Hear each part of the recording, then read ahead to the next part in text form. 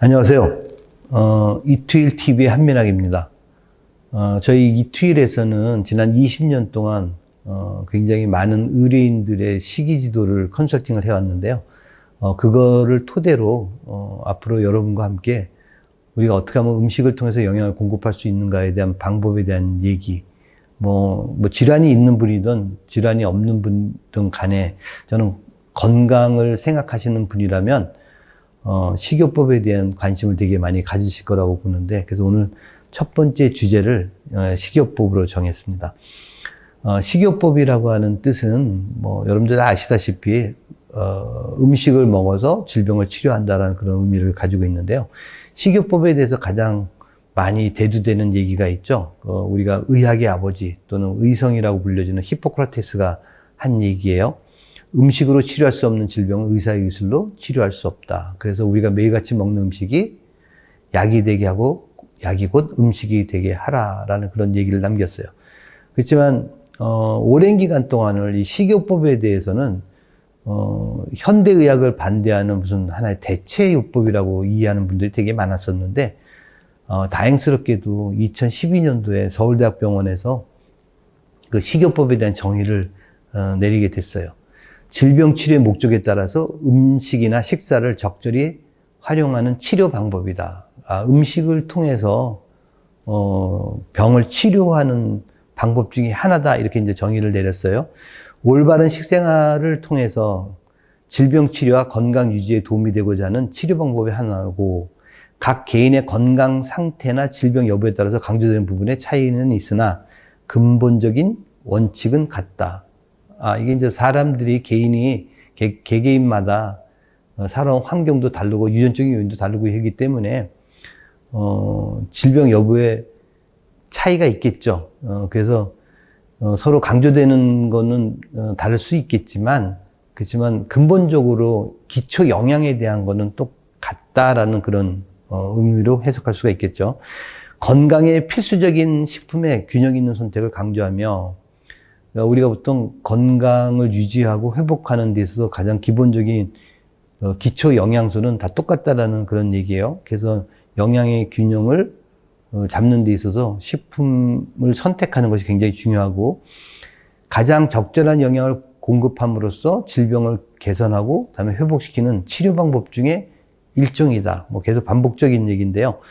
또 식품과 영양에 대해 올바르게 이해하고 신속한 회복과 질병의 재발 방지, 예방은 물론 완전한 건강을 유지하고자 함을 목적으로 한다.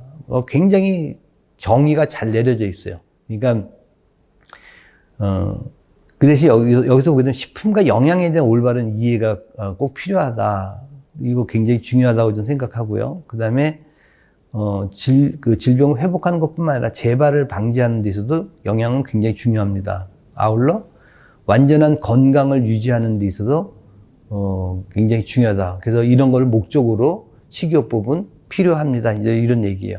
어떻게 보면 예방, 건강 증진, 건강 개선에 대한 모든 데 있어서 식이요법은 절대적으로 필요합니다. 이게 이제 2012년도, 지금으로부터 한 10년 전에 정의가 내려졌다고 보시면 돼요.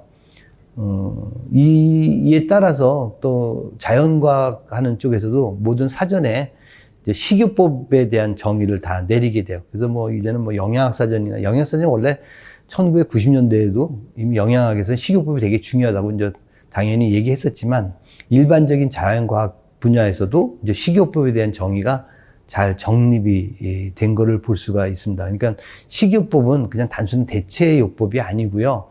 우리가 병을 예방한다든가 치료하는데 굉장히 중요하다라는 걸 여러분들이 꼭 인식하셨으면 좋겠습니다. 그런데 이제 문제는 이 음식과 영양에 대해서 관심을 갖고 있는 많은 분들이 이렇게 이제 유튜브라든지 아니면 다른 온라인상의 정보들을 보다가 보면 굉장히 혼돈되는 얘기가 있죠. 그래서 우리가 이걸 이제 어떻게 표현하냐면, 눈이 보이지 않는 여러분이 코끼리를 만지면서 표현하는 게 서로 다른 것과 같은, 또는 주사위를 테이블에다 얹어놓고 어느 방향에서 주사위를 보느냐에 따라서 주사위 숫자가 다를 수 있죠. 이런 차이가 있다. 그래서 우리가 학문적으로 보게 되면 의학을 전공한 분들이 보는 관점과 분자 생물학을 전공한 사람이 바라보는 관점, 또 영양학을 전공한 사람이 바라보는 관점, 뭐 양리학이라든지 뭐 한의학이라든지 식품공학을 하는 사람들, 이 사람들이 어떤 정보는 똑같은 정보예요. 그런데 이제 이게 바라보는 관점에 따라서 표현하는 게 달라지다 보니까 그거를 듣는 일반 국민들은 굉장히 혼란스러울 수가 있다라는 거죠. 근데 이거는 우리나라에서만 그런 게 아니라 외국에서도 똑같은 현상들이 이제 일어나게 돼요. 그래서 실질적으로 외국에서는 그렇게 각자가 전공한 분야에서 바라보지 말고 이제 목적은 어떻게 하면 사람들의 그 생체 조절을 정상화시킬 건가에 대한 그런 목적을 두고서 함께 융합적인 학문들이 필요하다. 그래서 이제 그 바이오 모듈레이션이라고 하는 그 융합 학문이, 그 바이오 모듈레이션은 원래 생체 조절을 뜻하는 거지만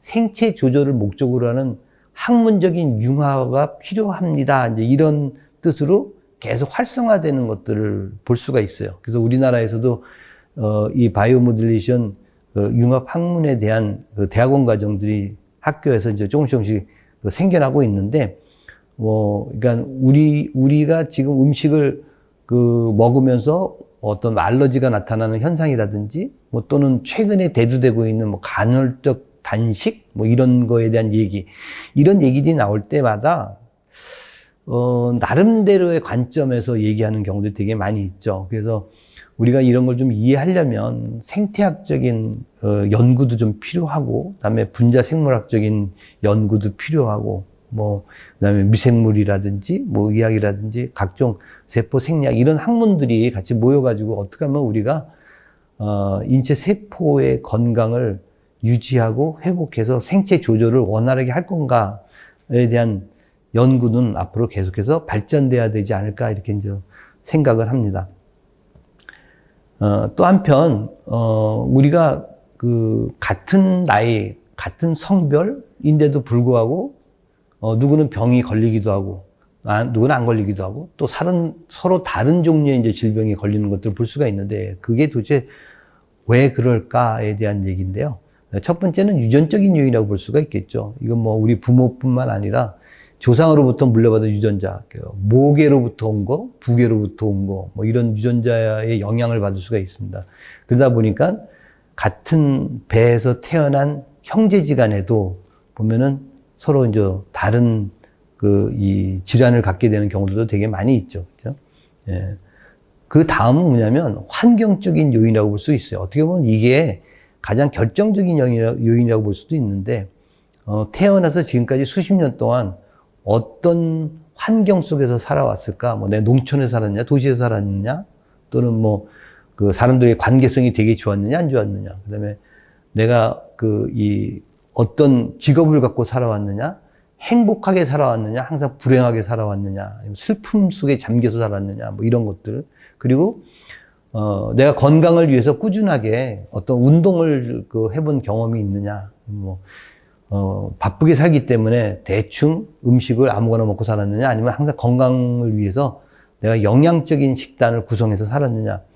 이런 환경적인 요인은요, 하루아침에 이루어지는 게 아니라 수십 년에 걸쳐서 이루어지기 때문에 어떻게 보면 우리가 질병을 갖는 데 있어서 가장 결정적인 요인이 되지 않을까 이렇게 생각이 듭니다.